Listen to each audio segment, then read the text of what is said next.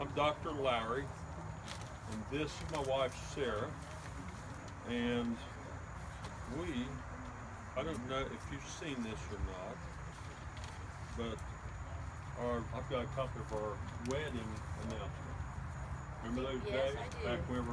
Back whenever we were walking the earth, and I was making a ton of money, and best doctor anywhere. I mean, I was top of the line. And this Sarah, I mean, we were so much in love, and I was so sad. I was so lonely. she wanted to have children. And you know, I mean, I died of a broken heart. well, sure, do you notice there's only one child here? I see mean- one right there. Well, yeah, there's another one. But I mean, you know, children, they take money. And you had it. I know, but I'll give it to you. But I didn't want this. Then why you wearing it tonight for? Because they hung it on my neck. Oh, good answer. But anyway, Dr. Larry, I mean, I was very well respected, very, very wealthy. I mean, I would take care of anybody who had a medical issue. I would take care of it. I don't care if you're flat broke and you need something to. He'd take their wedding bands. He would take their cows that gave the kids milk. I had to be compensated. Yeah, but you know, that was one of our biggest fusses. Just take care of these people. You don't have to have anything back. We own a bunch of Lawrence County. I mean, we got a bunch of property out in the county for my services. I mean, you know, but people, they love it. I mean, it was one of the things that, I don't know that they loved you, but I think they appreciated the fact that you saved them. But true. you And took they don't everything. mind giving me their property and their house and cattle. Okay. But anyhow, we had a great life. Our home was down where the library sits today. The Briggs Library is. That's where our home was. And I mean, it was a great life. Sarah's mother, she got sick, passed away, and I always kind of felt like she never did get over it, because within a couple, 3 years after that, then Sarah passed Because away. I was really lonely then. Because of her mom, I guess. I did No. everything I could do to make her happy, but sometimes it's just not I enough. just wanted family, So anyway, not your nephew. true part of the story is when she passed away, well then the undertaker came and got her, and when they took her down, I said, well, I want you to build the most beautiful casket that anybody's ever seen. I want it to be the best wood, cherry wood or something, all hand rubbed. I want it perfect. So the undertaker got a hold of me, and I went down to look at it, and here's a scratch on it. I'm like, what in the world? Don't you know perfection? This might have been about like a nick in the wood. Well, you weren't there, I was. Yes, I was. And I mean, you were not I was aware. I saw it. Okay. Anyway, it was a terrible scratch, and I'm like, I am not buying this thing. You know, the mayor charged me, I want it perfect. So he went ahead and made another one. He was mad. I think we probably lost our friendship. I know we did. But she was gone, and then it left me there by myself. Oh, but let me tell him something. He put me in a pine box. You know the type that's wooden, and you put just a piece of wood on it, and you take a hammer and nail it. That's what I'm in. That's not true. Anyway, The cheapest possible. so about 3 years passed after she died, and I got to where I was really depressed too. Because And I had this friend of nobody mine. to clean for him, nobody to cook for him, nobody to iron for him, and nobody to That's a Right. woman's job. rub your back or That's what a woman's supposed to do, right, guys? I mean, that's what a woman's supposed to do. I mean, you're supposed to cook, clean, take care We'll of go the back husband. inside real quick tonight. Yeah. So anyhow, That is truly what getting Dr. on Lowry with thought. the story, he made a perfect casket for her, and we had her funeral. You can't see inside anymore because vandals had got in here and they tore the door up and they painted the glass black so that you can't see in it. But it's got like, they're like in drawers in these things.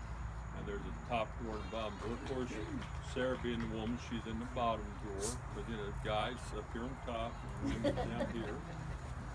So anyhow, we got, I just was depressed, and like I said, I had this friend that would check on me every day or two, and he did not see me for 2 or 3 days. So he come in and kind of had key to the house. He came in and went upstairs, and he found me upstairs, and I was dead. I was in my bed, middle of July, and the heat in the house was cranked as high as you can get it, and I was laying there in the bed with a towel on my face. So they called the coroner, they come down and checked, and they said, yeah, Dr. Lowry isn't so well. I'm not so great, here I am. So they, dead, and the coroner said, well, he had a heat stroke. Back then in the early 30s, people if I'd been there alive, I could have diagnosed myself and said exactly what it was. But I was dead, and the coroner said he had a heat stroke. So they take me to the undertaker. This is all true. You know what karma is? What goes around comes around. So I get to the undertaker. He looks and he's thinking, well, Dr. Lowry, you're not so powerful and wealthy anymore, and look at you, just another person laying there.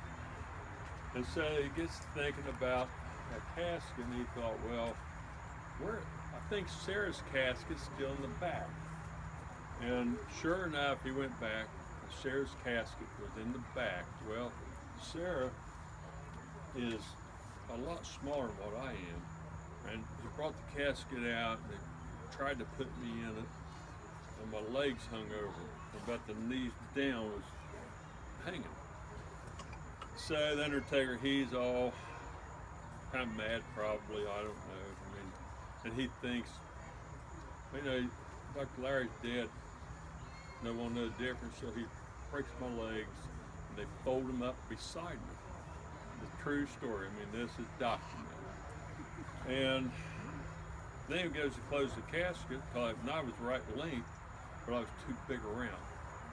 The documents, I think, said I was too fat to fit in that casket. So he think, well, now I'm messed up again. So he thought, and he said, wait a minute. He's dead, legs cut off, they're up here. Let's just split his stomach open and take all his internal organs out. That's exactly what he'd done. So, and they filled you with sawdust. Filled the cavity, back sawdust, and put the stomach in, that looked nice. So then they bring me up here and put me on the top shelf. But the authorities went to my house to find the money, jewelry. We had a ton of money. We could find nothing. So the authorities got to thinking, well, maybe it was murder and not just a heat stroke. So they were coming up here to get my body out when they got here. So I'd already cut the locks off of here. This is the new lock from where it was vandalized. You can see the old one here where they cut it off. And they got in and brought my casket out and opened it up. And you can imagine the authorities, they were from Columbus. They brought them down to test me for poison. And they looked, and here's my legs. If you can imagine that, how stupid I'd look probably. And my stomach's all flat, so they opened me up. There's nothing there, sawdust. So they go to the undertaker and say, what's the deal with Dr. Lowry? And he said, well, he kind of talked about how I wouldn't take that casket, and it was sitting there custom made for his wife, so I made him fit. And he said that he took all my internal organs out. And I said, where are they at? And he said, we buried them around behind the funeral home. So they went out back and dug them up, and the official document said that the authorities said that all the internal organs was rotted. But they could have something made a nicer word than rotted for the great Dr. Lowry. But they couldn't test nothing, couldn't test for poison or nothing. So they pretty much sewed me back up and leveled my stomach out, put me back in the casket, put my legs in there, and sealed it up and put me back in here. So, still to this day, they they don't have a clue if I was murdered or actually died natural causes, but they do know that they never did find the money, and there was always a lot of suspicion about some of the relatives that was around a lot. So that is A pretty couple much. years ago, somebody tried to get in, and that's why they painted this black, because there are in there are pictures of doctors and Stained stuff. glass. There's stained glass. And it's really pretty. We used to be able to open it, and you could walk in until somebody. It's been a couple years ago. Yeah, we actually did not portray them the year that happened. I mean, that was all real beautiful stone front with their names on it, and they busted all that out, and they got to the casket, which I seen not the casket, but the vault. It's a copper box, and it's soldered all the way around, and I think that is why they didn't get any further with it. So they thought they'd just open it up, and or I would have been laying there again, with my legs folded up. But anyway, that's just a mystery. It's never been solved here in Lawrence County.